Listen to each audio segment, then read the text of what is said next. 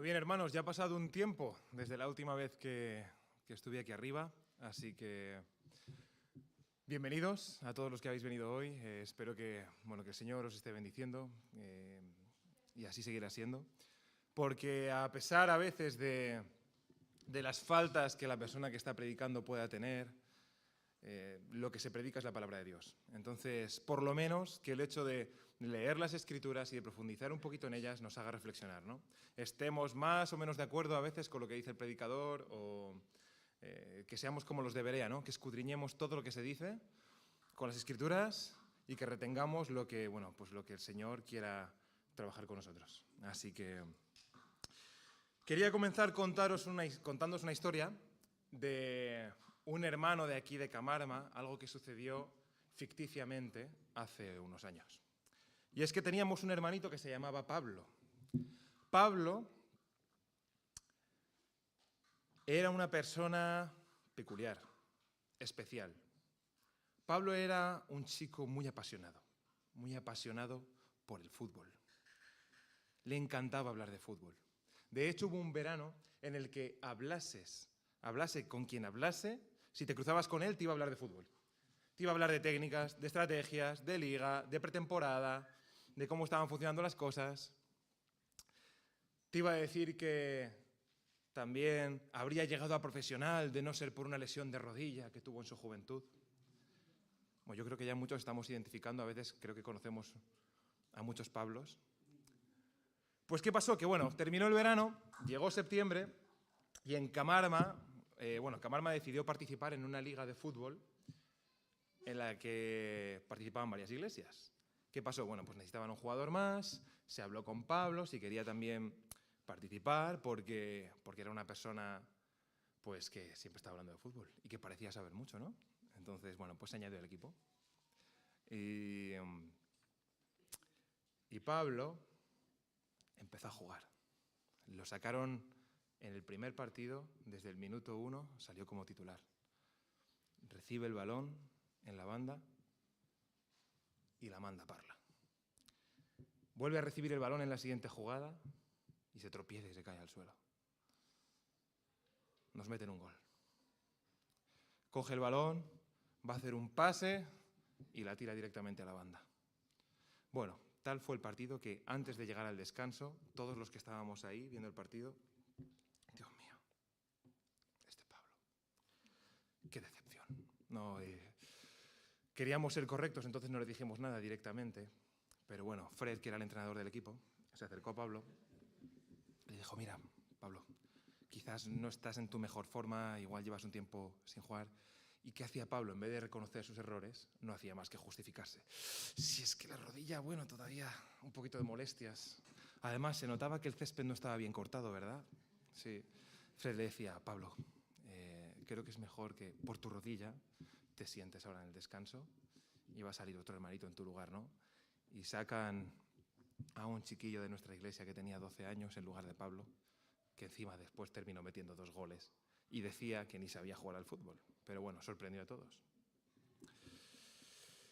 En las semanas siguientes, cada vez que Pablo se acercaba a hablar con alguien, como ya era un chico que monopolizaba la conversación y no paraba de hablar de fútbol, pues cada vez que Milton lo veía, fingía llamar a Damaris para buscarla porque tenían que hablar de algo importante. Cuando Ami y Marcos veían a Pablo acercarse, se escondían en el cuarto de los instrumentos. Y Eric y Pame, cuando veían que Pablo venía por detrás y quería hablar con ellos, fingían discutir para intentar que él no se metiese en la conversación. Pablo. Se intentó hablar con él. Esa actitud persistió y persistió y persistió hasta tal punto que Pablo seguía justificándose, y era imposible hablar con él de cualquier tema. Al final, lo que sucedió,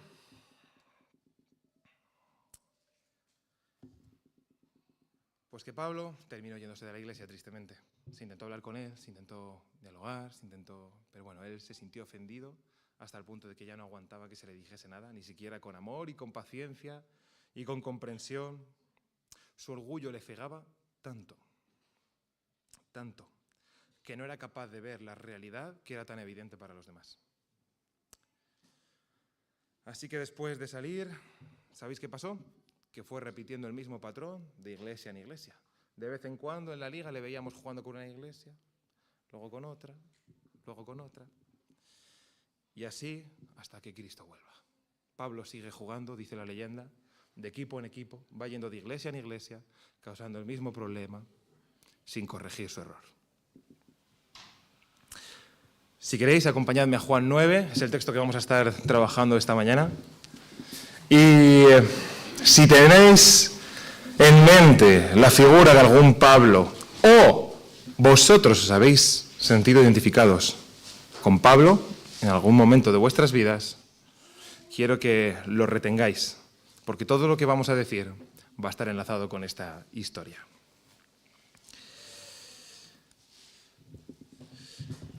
Aunque voy a centrar el mensaje en la segunda parte de este capítulo, voy a hacer un resumen rápido de lo que ocurre al principio.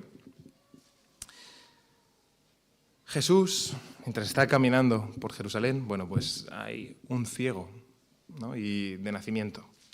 Y los discípulos, ¿qué le preguntan? ¿Os acordáis? ¿Qué le preguntan a Jesús? ¿Quién pecó? ¿Este o sus padres? ¿Por qué? Porque los judíos tenían la mentalidad de que la enfermedad o la escasez, cualquier cosa mala que sucediese, era fruto de la desobediencia y del pecado.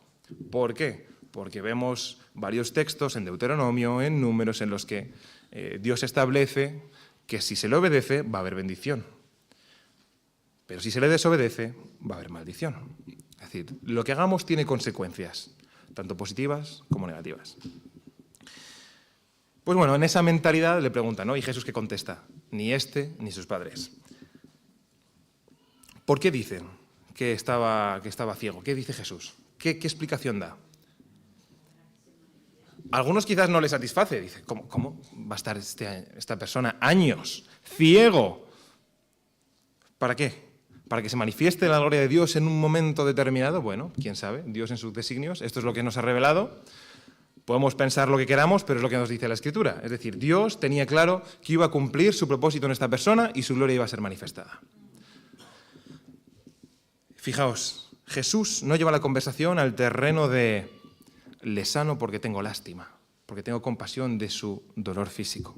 Lo lleva al terreno de Dios le ha escogido para un propósito.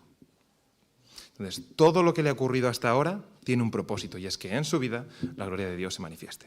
Y entonces vemos cómo desde que Jesús lo sana, se inicia un proceso que muchos comentaristas lo asimilan a un proceso de conversión, ¿no? Es decir, Jesús toma la iniciativa, le ofrece el regalo, le unta los ojos con barro, pero el ciego tiene que tomar una decisión, tiene que obedecer.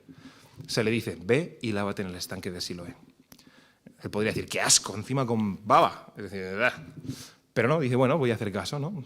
Y va al estanque, se lava y entonces es sanado y sus ojos ven. Y vemos que se inicia un proceso de cambio en el corazón del ciego. Entonces, ¿qué pasa? Pues que el ciego es llevado a los fariseos para contar su testimonio, ¿no? Se enteran de que esto está ocurriendo, inician un interrogatorio y dicen, pero ¿quién te ha hecho esto? Y dice, no sé, el que dicen que se llama Jesús ha venido y me ha sanado. Pero ¿qué es lo que ha pasado? Que no lo sé, yo solo sé que antes no veía y ahora veo, esa es la evidencia. Bueno, y empiezan a discutir entre ellos, ¿no? Unos dicen, claramente este no viene de Dios, porque no ha guardado el día de reposo. Fijaos, ahí tenemos la religiosidad saliendo a la luz. Otros decían, ya, pero claro, ¿acaso un hombre pecador puede hacer estas señales?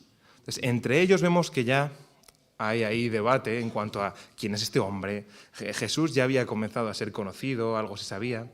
Entonces, bueno, el debate estaba candente. Pero bueno, al final los judíos, en general como conjunto, dice la Escritura que no le creen y mandan llamar a los padres, ¿no? A ver, ¿de verdad este chico es ciego de nacimiento? Y los padres les dicen, pues que evidentemente, que desde que nació es así, por eso estaba ahí mendigando en las calles, es decir, no se valía por sí mismo, ha estado así toda su vida. Pero vemos que los padres tienen miedo, cuando les preguntan de qué es lo que había pasado, de mencionar a Jesús. ¿Por qué? Porque la misma Escritura, el mismo Evangelio de Juan nos dice que los judíos habían acordado una cosa, y es que cualquiera que confesase a Jesús como Mesías iba a ser expulsado de la sinagoga. Entonces ellos dicen, bueno, no sé qué ha pasado, preguntadle a él, que es mayorcito, ¿no? Edad tiene.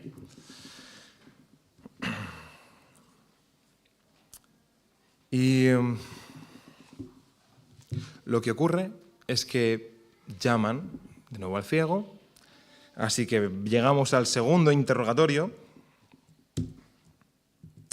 Vemos que hasta aquí algunos comentaristas, esto como dato curioso, dicen que ese hecho de ir a lavarse al estanque es como un símbolo, o de alguna manera se puede relacionar con el nuevo nacimiento, ¿no? Él se sumerge en las aguas, es limpio, se le abren los ojos e inicia su proceso de conversión.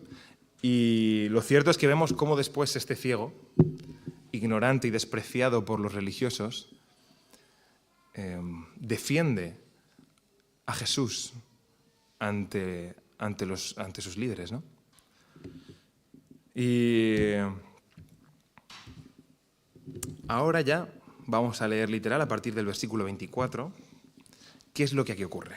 Vamos a desgranar esto un poquito. Quizás al leer el texto tú te fijas en otras cosas. Si el Señor, oye, te enseña algo que yo no mencione, reténlo, apúntatelo. Para el remanente fiel que todavía coja apuntes, si es que hay alguno, pues si queréis menciono los puntos que voy a tratar, ¿vale? De momento vamos a leer. Entonces volvieron a llamar al hombre que había sido ciego y le dijeron, da gloria a Dios, nosotros sabemos que este hombre es pecador. Y entonces él respondió y dijo, si es pecador no lo sé, una cosa sé, que habiendo yo sido ciego, ahora veo. Y le vuelven a decir, cansinos. Les dicen, ¿qué te hizo? ¿Cómo te abrió los ojos? Y él les dice, que ya os lo he dicho y no queréis oír. ¿Por qué lo queréis oír otra vez? ¿Es que acaso os queréis hacer sus discípulos? Valiente ciego. Bueno, ex ciego. Perdón. Y entonces ellos le insultan, le injurian y le dicen, no, tú eres su discípulo. Pero nosotros somos discípulos de Moisés. Nosotros sabemos que Dios ha hablado a Moisés, pero respecto a ese no sabemos de dónde sea. Que quede claro que no está hablando del lugar geográfico, porque ellos sabían que Jesús venía de Nazaret. De hecho, vemos, de Nazaret va a venir el Mesías. Ya estaba esa conversación ahí en medio, Jesús ya estaba siendo conocido. La pregunta va más bien por otro lado, ¿no? Es decir, ¿de parte de quién viene ese? Nosotros sabemos que Moisés hablaba de parte de Dios, pero ese no podemos afirmar nada. Entonces responde el ex ciego y les dice, pues esto es lo maravilloso, que vosotros, siendo quienes sois, conocedores de las Escrituras, maestros de la ley, discípulos de Moisés, no sepáis quién es él, ni de dónde venga. Y a mí me ha abierto los ojos, eso lo tengo claro. Y sabemos, fijaos cómo sigue, sabemos que Dios no oye a los pecadores, pero si alguno es temeroso de Dios y hace su voluntad, a ese oye. Desde el principio no se ha oído decir, nunca hemos escuchado que alguno abriese los ojos a uno que nació ciego. Si éste no viniera de Dios, nada podría hacer. Y entonces ellos, ya, hasta las narices que contestan, si es, tú naciste del todo en pecado y nos enseñas a nosotros, y le expulsaron de la sinagoga. Es decir, podríamos decir que el pobre ciego recibe su milagrito, ¿no? Como dicen algunos. Se presenta ante los líderes y les dice, yo no sé, yo solo sé que ahora antes no veía y ahora veo.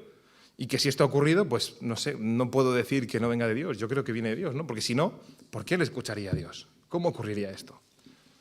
En su lógica sencilla y humilde, deja en evidencia a los discípulos de Moisés. Y le expulsan. Fijaos qué rápido al final los fariseos decíamos que había un debate ahí entre ellos, pero al final vemos que llegan a una conclusión clara, ¿no? Sabemos que este hombre es pecador. Lo sabemos, no creemos, no intuimos, sabemos que este hombre es pecador. Si supiesen de quién estaban diciendo eso, sabemos que este hombre es pecador. ¿Quién tiene la verdad? ¿El ciego menospreciado y expulsado de la sinagoga? o el conjunto de los líderes religiosos de aquel entonces, que conocían en profundidad las Escrituras.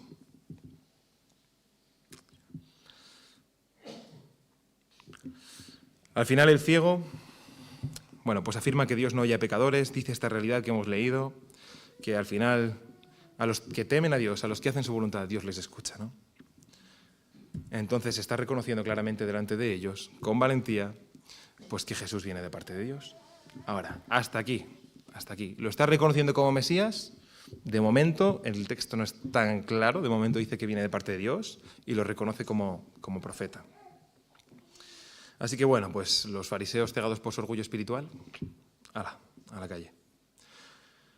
Muchas veces reconocer la verdad y hacer lo correcto pues tiene consecuencias. Es decir, nosotros creo que todos nos hemos visto como creyentes, llevamos poco tiempo en el que defender ciertos valores o conocer la verdad, tener conocimiento de Cristo, aunque sea un poquito, nos ha llevado a situaciones en las que nuestra fe se puede ver comprometida, o nuestro estatus, o no queremos compartir del todo el mensaje del Evangelio por miedo a ofender. No sé, piensa tú en qué situación te has encontrado, en el que te ha tocado reconocer la verdad y defenderla, y eso ha tenido consecuencias, en mayor o menor medida desagradables, ¿no? Puede ser burla de compañeros de clase mientras estabas en el colegio o en el instituto. Puede ser la ruptura de una amistad, la ruptura de una relación amorosa, la necesidad de cambiar de trabajo, el desprecio de jefe y de compañeros, lo que sea. Pero estamos llamados a eso. Jesús dejó claro muchas veces que seguirlo no iba a ser fácil y que implicaba tomar su cruz. Pero lo que tenemos claro es que a los que temen a Dios y hacen su voluntad, Dios les escucha y les acompaña. Fijaos, en la segunda parte del texto, a partir del versículo 25, he dicho que por los que cogían apuntes, la primera parte, este primer punto, era la aparente victoria del orgullo. Parece que se salen con la suya, ¿no? Los fariseos. El segundo punto, a partir del versículo 35, es la auténtica sabiduría. Vamos a leerlo. Oyó Jesús que le habían expulsado y hallándole le dijo, ¿crees tú en el Hijo de Dios? Entonces respondiendo él, le dijo, ¿quién es, Señor, para que crea en él? Y Jesús le contesta, le has visto y el que habla contigo, él es. Y él dijo, creo, Señor, y le adoró. Entonces Jesús que contesta, para juicio he venido yo a este mundo, para que los que no vean, vean, y los que ven, sean cegados. Y entonces algunos de los fariseos que estaban con él, al oír esto, le dijeron, ¿acaso nosotros somos también ciegos? Y Jesús les respondió, si fuerais ciegos no tendríais pecado, más ahora, porque decís, vemos, vuestro pecado permanece. Fijaos, Jesús se presenta directamente al ciego como el Hijo de Dios, dice el texto, aunque la traducción en concreto es el Hijo del Hombre, que igualmente para los que conocían las Escrituras eso tenía implicaciones mesiánicas. Incluso hay algún texto en el que se habla de Hijo del Hombre, identificándolo con Dios, es decir, implícitamente ya se estaba hablando de la divinidad de Jesús y de su condición de Mesías, de enviado de Dios. Y es de las primeras personas a las que Jesús les reconoce directamente que Él es el Mesías, el enviado de Dios. Entonces el ciego pasa de identificar a Jesús como alguien enviado, como un profeta, a identificarlo como el Mesías que había sido prometido a Israel y como el Hijo de Dios. Y como prueba, le reconoce como Señor, como Curios, como dueño, y se postra y le adora. ¿Y Jesús qué hace? Para aquellos grupos que dicen que Jesús no es Dios, que en las Escrituras no hay evidencia, Jesús recibe la adoración, no la niega. No, Jesús nunca dijo directamente yo soy Dios. Jesús recibe la adoración que el Padre recibe. Vemos en muchos casos que ángeles o enviados de Dios, cuando recibían adoración, la rechazaban, decían, no, a mí no me corresponde. Pero vemos que en este caso Jesús sí la recibe. ¿Cuál fue la pregunta? ¿Cuál fue la pregunta de los fariseos? ¿Acaso nosotros somos también ciegos? Los fariseos hasta entonces no habían dejado de justificarse, creyéndose más santos, más sabios que los demás, porque ¿cómo le contestan al ciego? Le dicen, tú, que has nacido del todo en pecado, ¿nos vienes a enseñar a nosotros? Es decir, tú, pecador, sucio y despreciado, ¿nos vas a enseñar a nosotros, santos, sabios y conocedores de la ley de Moisés? ¿Y qué les contesta Jesús? Precisamente porque no sabéis que sois ciegos, vuestro pecado permanece. Porque si vieseis de verdad, estaríais, o sea, si no estuvieseis ciegos de verdad, si reconocieseis vuestro pecado, vuestro corazón puede ser transformado. Si no, nada. Los fariseos claramente tenían mala intención, eso está claro, eso es evidente. Todos deberíamos hacernos la misma pregunta que se hacían ellos. ¿Acaso nosotros somos también ciegos? Quizás conocemos y reconocemos que Jesús sí es el Mesías, que es el Hijo de Dios. Creemos en lo que dice el Evangelio, pero ¿estás siendo tu vida transformada? ¿O llevas años en la iglesia siendo un calientabanquillos, no desde el punto de vista de que no hagas nada? Yo entiendo que todos tenemos trabajo y a veces es el simple hecho de venir a escuchar y es un esfuerzo. Sino desde el punto de vista de soy un mero oyente y no estoy dejando que el Espíritu Santo transforme mi corazón, trabaje con mi vida, porque lo único que hago es justificarme, como nuestro querido hermano ficticio Pablito. Y es que hay cuestiones, hay problemas que son evidentes para los demás, como el de Pablo, ¿no? Era un orgulloso, todo el mundo se daba cuenta. Pero hay cuestiones que son muy sutiles, de las que solamente nosotros en nuestro foro interno somos conscientes. Y aún así nos seguimos justificando. ¿Por qué? Porque no hay nadie que venga y nos señale y no somos humillados públicamente y es difícil reconocer el pecado cuando nadie te lo está señalando. Cuando tú eres el único que se da cuenta. Y entonces te justificas, te justificas, te justificas. Y ocurre lo que Pablo dice, que tu conciencia se cauteriza. Se crea una cicatriz en la herida y deja de doler, deja de escocer hasta el punto de que ya dejas de ver tu propio pecado. Fijaos, ¿cuántos habéis leído las cartas del diablo a su sobrino de C.S. Lewis? O por lo menos conocéis la obra. A mí me encanta, me encanta. Para los que no conozcáis la obra, es un diablo, un ente demoníaco mayor, a punto de jubilarse, escribiéndole a su sobrino, jovencito, que inicia el ministerio satánico de pervertir a los cristianos. Entonces, son consejos de este demonio viejo y sabio a este otro demonio más joven, y es curioso porque lo que hace C.S. Lewis es invertir el papel. En vez de decir directamente qué problemas enfrenta el cristiano, cómo tiene que responder el cristiano, lo que te dice es cómo engañarle. Entonces te dice, píllale por aquí, engánchale por aquí. Y releyendo algunos fragmentos, hay varias de las cartas, son 30 y pico, en las que se hace mención en concreto a temas relacionados con la religiosidad, con el orgullo y con la autojustificación. Fijaos, y lo he resumido en 4 puntos, para no leerlo literalmente, sino que quiero compartir con vosotros, ¿no? Uno de los principales problemas de los cristianos, sobre todo de los que llevan mucho tiempo en la fe, es lo que C.S. Lewis llama el orgullo espiritual del creyente veterano. En varias cartas, este demonio, Escrutopo, le aconseja a Orugario, su sobrino, que una vez que el paciente, es decir, el creyente, lleva ya tiempo en la iglesia, el peligro no es, o lo que los demonios temen no es que abandone la fe. El peligro de verdad para el creyente, ¿cuál es? Que se vuelva satisfecho con su fe. Que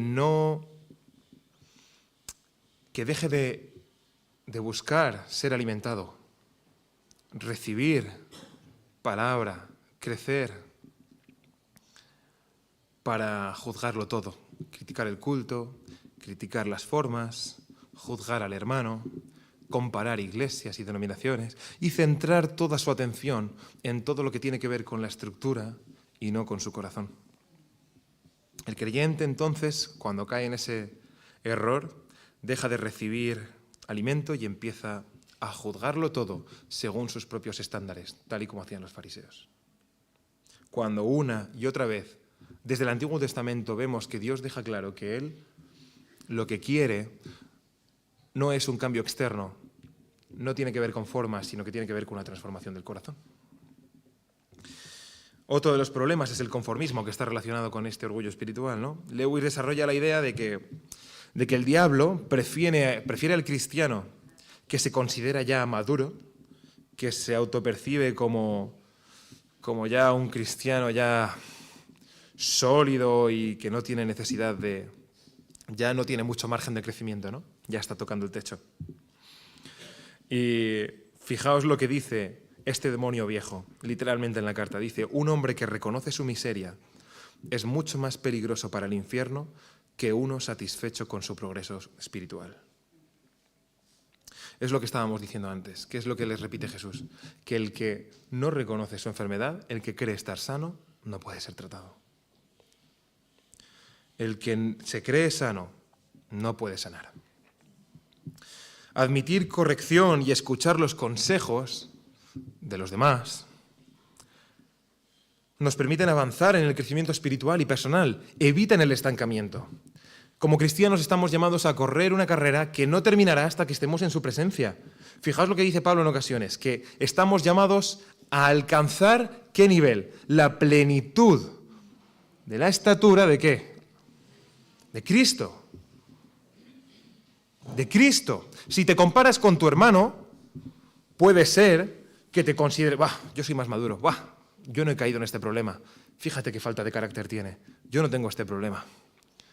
Pero en el momento en el que quitas los ojos de tu hermano y te pones a mirar a Jesús, ¿qué es lo que ocurre?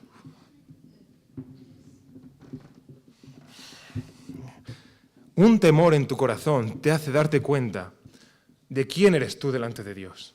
Si te comparas con tu hermano, puede ser que crezca orgullo espiritual, que no veas tu error.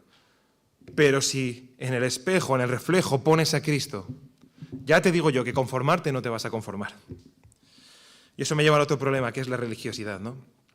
En otra de las cartas de C.S. Lewis, Scrutopo explica que lo ideal es que el creyente ame, se fascine por el cristianismo como estructura, por una denominación, por un credo, por las obras sociales que se hacen, por las predicaciones y los sermones expositivos tan increíbles que tenemos en esta iglesia.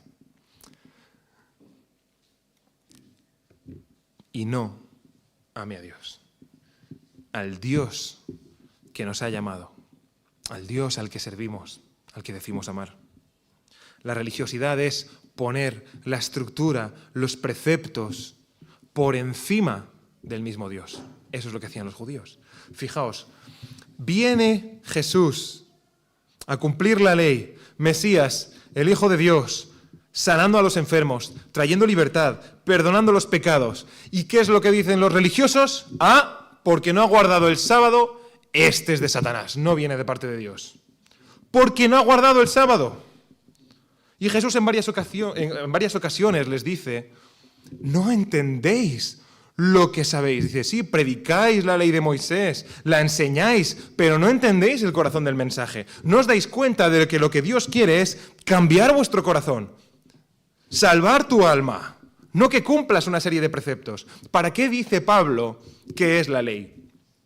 Es un ayo, un acompañante que nos lleva a Cristo, porque dice que los que están bajo la ley están bajo maldición. ¿Por qué? Porque la ley lo único que hace es mostrarte tu propio pecado.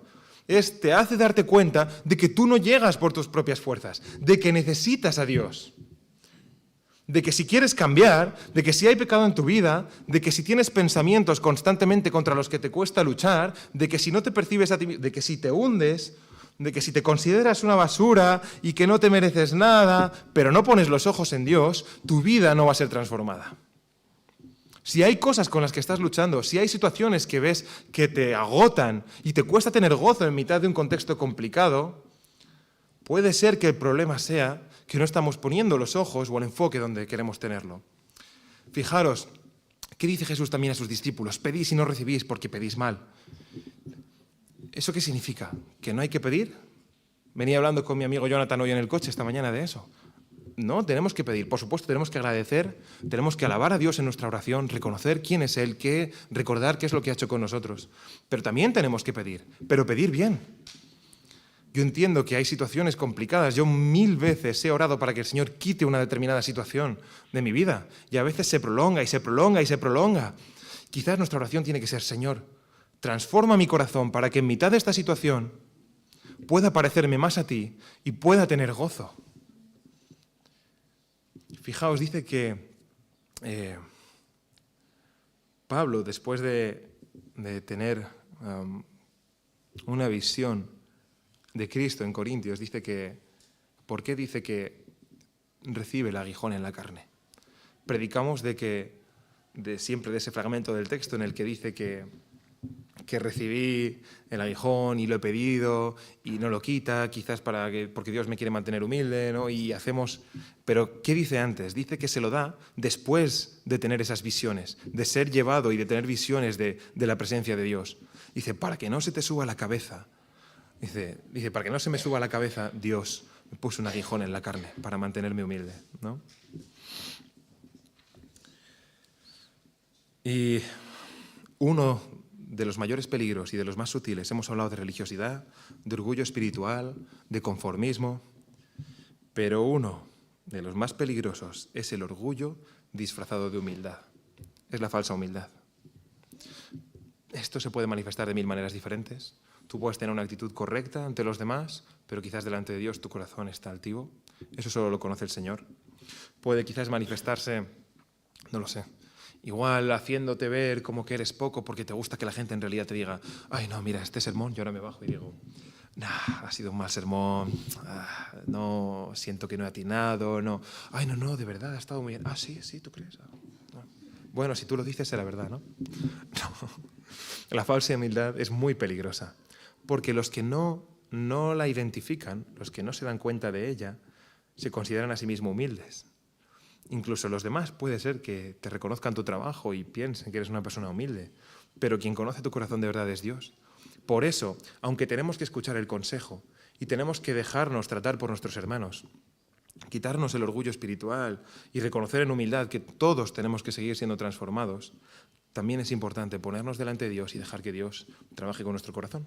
Y que si sabes que hay algo que Dios te trae a la mente que tienes que trabajar, quizás ya eso lo tenías cicatrizado, lo tenías endurecido, pero Dios te está llamando, está cogiendo el bisturí y está abriendo la herida otra vez, diciéndote, esto queda pendiente. Y a veces las situaciones, ¿sabéis por qué se prolongan? Porque Dios quiere trabajar algo en nuestra vida y no nos estamos dejando. No estamos dejando que Dios cambie eso, trate con eso. Somos burros que damos coces contra el aguijón y Dios tiene que abrir la herida otra vez y decir, quiero trabajar esto, y parece que salimos de la situación y de repente viene otra vez lo mismo y Dios te vuelve a decir, déjate tratar.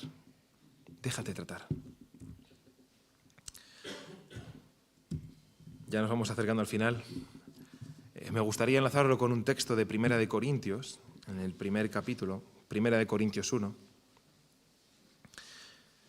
A partir del versículo 26 dice, pues mirad, hermanos, esto es Pablo escribiendo a la iglesia de Corinto, ¿no?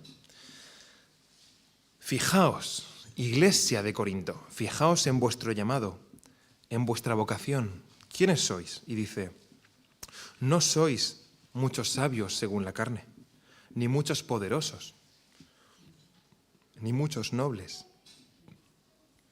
sino que lo necio del mundo escogió Dios para avergonzar a los sabios, y lo débil del mundo escogió Dios para avergonzar a lo fuerte. Y lo vil del mundo y lo menospreciado escogió Dios. Y lo que no es, para deshacer lo que es, a fin de que nadie se jacte en su presencia. Mas por Él estáis vosotros en Cristo Jesús, el cual nos ha sido hecho por Dios sabiduría, justificación, santificación y redención, para que, como está escrito, el que se gloría, gloríes en el Señor. Dice eso haciendo referencia a un texto de Jeremías. Que de hecho ese texto que dice, bueno, pues si te glorías, ¿en qué te vas a gloriar? En entenderme y en conocerme. ¿Y quién soy yo? Dice, conocerás que yo soy Jehová, que hago misericordia, juicio y justicia en la tierra. Esto es lo que quiero. Entonces, el que conoce al Señor entiende cómo es el corazón de Dios. Y aunque no vamos a llegar a conocerlo plenamente mientras estamos aquí, Él se revela a nosotros, Él ya ha revelado mucho. Sabemos que quien ha visto a Jesús ha visto al Padre, así que estamos en ese camino. Tenemos que huir del orgullo, mantener la humildad, reconocer nuestro error, aceptar el consejo y dejarnos tratar. Los fariseos, fijaos lo que dice Pablo, ¿no? En Cristo tenemos sabiduría, pero ¿qué más también? Justificación, santificación y redención. Los fariseos se consideraban sabios, justos y santos. No reconocían su necesidad de ser rescatados de su condición. Por otro lado, ¿qué vemos en el ciego? Reconoce su error para ser transformado y ser justificado. Reconoce su pecado para ser santificado. Y reconoce que necesita a Jesús como Señor para ser redimido, para ser rescatado.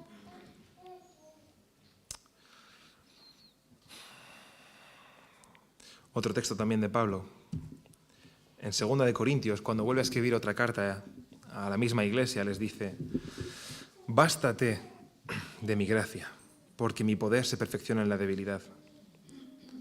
Por tanto, de buena gana me gloriaré más bien en mis debilidades, para que repose sobre mí el poder de Cristo. De buena gana, no a regañadientes, de buena gana me gloriaré en mis debilidades, para que repose sobre mí el poder de Cristo. Por lo cual, por amor a Cristo, me gozo en las debilidades, en las afrentas, en las necesidades, en la persecución, en las angustias, porque cuando soy débil, entonces soy fuerte. Porque cuando reconozco que hasta aquí yo no llego, entonces es cuando el Señor obra y transforma el corazón. Así que mensaje para aquellos que ya lleven tiempo en la fe o que tengan alguna responsabilidad con la iglesia o con otros hermanos. Hace poco estuve hablando con un pastor italiano con el que alguien me puso en contacto, ¿no? Y la cuestión era que él me quería, la persona que me había puesto en contacto con él me decía que este pastor había descubierto, después de 20 siglos de historia de la iglesia, el verdadero y demostrable significado de la marca de la bestia. Y digo, bueno, de momento, así me lo presentaba esta persona. Y cuando inicio la conversación con este pastor ya mayor, la primera frase que me dice es: verás, hermanito, en toda la historia de la iglesia se han dado muchas interpretaciones y todo han sido puras tonterías y nadie ha sabido interpretar este texto. Pero yo, que sé griego, yo que he analizado el texto, he descubierto la verdad de este misterio. Y estuvimos una hora hablando, que más bien fue yo escuchándole su reflexión. Decía, ¿pero no lo ves? Yo decía, no, entiendo tu razonamiento, sé por qué llegas a esta conclusión, pero al final es especulación. Es decir, estás haciendo una interpretación que no dice el mismo texto, ¿no? Es tu interpretación. Y se ríe y me dice, no lo ve. Es evidente. Bueno, en fin, al final tuve que dejar la conversación por las buenas, decirle, mira, tengo que ir a atender a mis niños, a mi mujer, pero hay personas con las que es difícil tratar, ¿no? Hay personas que no entienden que... Me decía, no, pero solo hay una verdad, no puede haber muchas interpretaciones. Digo, sí, la verdad es Cristo, Cristo es la verdad. Y varias veces Pablo dice que ¿cuál es la verdad? Cristo y este crucificado, y la realidad de que Él vendrá a juzgar a vivos y a muertos. Pero hay muchos textos de los que la misma Escritura reconoce que son un misterio. Y el hecho de que sea un misterio no quiere decir que tú tengas que venir aquí a descubrirlo y a demostrar cuál es la interpretación de ese misterio, sino que todavía no se nos ha dado a conocer. Y podemos interpretar y podemos aplicar, pero el momento en el que tú dices que tienes la única verdad y no reconoces que quizás lo que otros piensan pueda ser también válido, aunque no lo compartas, ahí ya estás creando división. Entonces, el orgullo, el no reconocer que quizás puedo estar errado, destruye nuestro propósito o el propósito de los que estamos a veces, de los que tenemos responsabilidades en la iglesia. Hay personas que, no sé si conocéis a alguien que, yo que sé, en el trabajo, personas con las que os habéis llevado muy bien, que son humildes, cercanas, y cuando empiezan a tener ciertas posiciones de más autoridad, se vuelven unos déspotas, ¿no? Jonathan aquí, mi amigo, fue mi encargado, pero no estoy hablando de él, ¿vale? Él fue todo lo contrario. Él fue un tío que siempre me trató genial, es mi amigo, mi cercano y aquí está conmigo. Pero bueno, todos conocemos a personas, ya sea en el contexto del trabajo, de la iglesia, que cuando empiezan a tomar cierta autoridad o se les da cierto poder, pues parece que cambian, ¿no? Así que no perdamos de vista eso. Huyamos del orgullo, seamos humildes. Y para todos los demás, o los que estéis iniciando en la fe, o los que simplemente pues queréis acercaros más al Señor, seguro que conocéis también a personas que veis que es evidente la necesidad que tienen, ¿no? De ser tratados, de cambiar, pero a veces para la misma persona no es evidente. Entonces, bueno, con paciencia y amor, tratémonos los unos a los otros, aconsejémonos. El que no quiere escuchar, bueno, responsabilidad es suya, ¿no? Pero estamos llamados a corregirnos los unos a los otros, a amarnos los unos a los otros, porque si no nos vamos a estancar. Fijaos en el progreso del peregrino de Juan Bunyan. Vemos cómo el carácter de cristiano, él va pasando por diferentes fases, ¿no? Se llama así el protagonista, ¿no? Cristiano. Va pasando por diferentes fases y hasta que no reconoce que tiene que depender de Dios, no reconoce su necesidad, no es capaz de pasar a la siguiente fase, ¿no? Hasta que no es tratado por Dios, no puede seguir avanzando. Si no se dejase tratar, si se justificase constantemente, no sería el progreso del peregrino, sería el estancamiento del peregrino, ¿no? Entonces, intentemos evitar eso. Busquemos crecer, busquemos a Dios en oración, escuchemos el consejo de nuestro hermano. No quiere decir, obviamente, que aceptemos todo y obedezcamos todo lo que nos dice, ¿no? Tenemos que ser sabios. Dice que en la multitud de consejos, dice Proverbios, hay sabiduría, ¿no? Entonces, escuchemos el consejo, dejémonos tratar por Dios. Seamos humildes, reconozcamos nuestro error, porque si no, nuestro corazón no va a ser transformado, nuestras heridas no van a ser sanadas y vamos a seguir arrastrando los mismos problemas, las mismas faltas de carácter, las mismas heridas una y otra vez. Y seguiremos en ese ciclo en el que nuestro querido hermano ficticio Pablito está por toda la eternidad. Así que, hermanos, ánimo. Voy a orar ya para cerrar por vosotros, por mí, porque necesitamos que tú, Señor, trabajes con nosotros. Somos barro en tus manos, Señor, y reconocemos que por nosotros mismos es imposible llegar a la meta. Pero sabemos que tú has enviado al Consolador para morar en nosotros, trabajar en nosotros. Te pedimos que tu Espíritu Santo ahora, en base a la necesidad de cada uno de los que estamos aquí, trabaje con nuestras heridas, con nuestras faltas de carácter, con nuestro pecado, con nuestras inseguridades, y que nos recuerdes quiénes somos en ti, Señor. Gracias por la Iglesia, por el cuerpo de Cristo. Gracias porque nos podemos apoyar los unos a los otros, Señor. Gracias porque a pesar de que podamos meter la pata y cometer errores, tú nos das la oportunidad de perdonarnos y de restaurar las relaciones, Señor. Tú conoces la situación de cada hermano y de cada hermana, Señor. Situaciones familiares, personales, económicas, tú lo conoces todo, Dios. Y no te pido que los problemas desaparezcan, Señor, pero sí te pido que tú puedas trabajar el corazón de cada uno de ellos para que en mitad de esas situaciones ellos puedan ser luz. Ellos puedan compartir tu evangelio, Señor, y hacerte evidente, y como con el ciego, tu gloria pueda ser manifestada para que muchos crean, Señor. Al final queremos querer lo que tú quieres, y eso es reconciliar a nuestro prójimo contigo, Señor. Ayúdanos a compartir tu mensaje, a dejarnos tratar, para que cada vez más personas puedan entrar en esta familia de la fe tan bonita, Señor. Gracias porque confiamos en ti y tenemos el apoyo de tu Espíritu que nos acompaña en todo esto y nos da fuerzas. En el nombre de Jesús. Amén.